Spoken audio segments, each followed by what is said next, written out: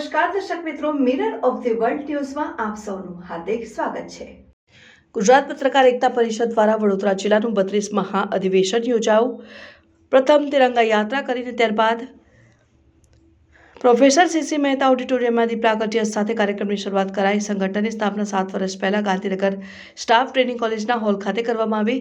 ગુજરાત પત્રકાર એકતા પરિષદ દ્વારા વડોદરા જિલ્લાનું 32મું અધિવેશન પ્રોફેસર સીસી મહેતા ઓડિટોરિયમ ખાતે યોજાયું હતું, જેનો ઉદ્દેશ જે સાચા અને પ્રામાણિક પત્રકારો છે એમને સમાજમાં ચાલતી સચ્ચાઈને ઉજાગર કરે અને પત્રકારોને પ્રોત્સાહન મળે અને સમાજના બુદ્ધિજીવીઓ, રાજકીય લોકો અને પોલીસ સહિતના અન્ય કેટલાક સંગઠનો એક મંચ ઉપર ભેગા થાય અને તેઓ સચોટ પત્રકારિત્વને સપોર્ટ કરે તે માટે હતો। અને આજે તિરંગા બાદ પ્રોફેસર સીસી મહેતા ઓડિટોરિયમ ખાતે પ્રાગટ્ય બાદ કાર્યક્રમની શરૂઆત કરવામાં આવી। સંગઠનની શરૂઆત 7 વર્ષ અગાઉ ગાંધીનગર ખાતે કરવામાં આવી હતી।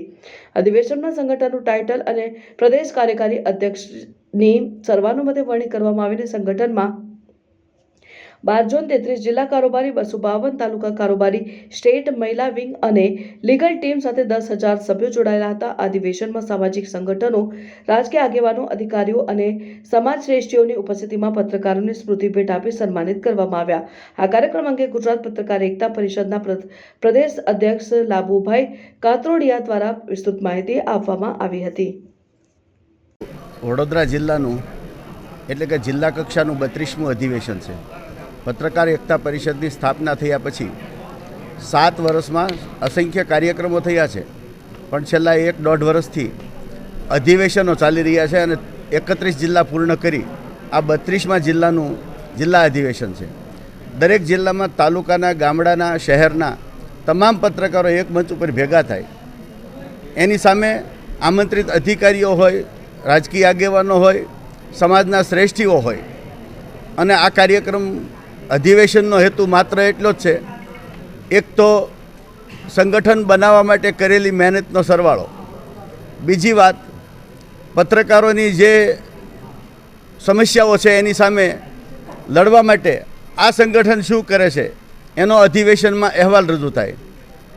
બીજું, સમાજમાં જે પત્રકારો અને જે હાયર કેડર છે એના વચ્ચેની ગેપ વધતો જાય છે, ખોટી માન્યતાઓ ઊભી થઈ જાય છે। આ બધાને એક મંચ ઉપર લાવી અને બધા પાછા એકબીજા સાથે ખભે ખભો મિલાવી કામ કરે, પત્રકાર ઇજ્જતથી કામ કરે, કારણ કે સ્વમાની છે એટલે તો પત્રકાર છે। સ્વમાની ન હોય, લખી ન શકે કોઈના વિરુદ્ધમાં, લખે છે એનો અર્થ જ એ સ્વમાની છે, પણ એનું સ્વમાન ટકાવવાની જવાબદારી પણ સમાજના શ્રેષ્ઠીઓની છે। જો સમાજના શ્રેષ્ઠીઓ પત્રકારોને હૂંફ નહીં આપે તો પત્રકારત્વ ખતમ થતું જશે, કારણ કે પત્રકારને કોઈ પગાર નથી, 100%ની સેવા છે અને આ સેવાના કામમાં જો લોકો એને શંકાની દૃષ્ટિથી જોશે તો પત્રકાર દિવસે દિવસે ઘસાતો જશે, કારણ કે દરેક પત્રકારને પણ એનો પરિવાર છે। એટલે આ સંગઠને પહેલેથી નક્કી કર્યું છે, જે માત્ર કાર્ડ લઈને ફરે છે એવા પત્રકારો આમાં સભ્ય નથી। જે લોકો દમદાટીયું મારીને કોઈને પાસે પૈસા પડાવવાનો ધંધો કરે છે એવા પત્રકારો પણ આ સંગઠનમાં નથી।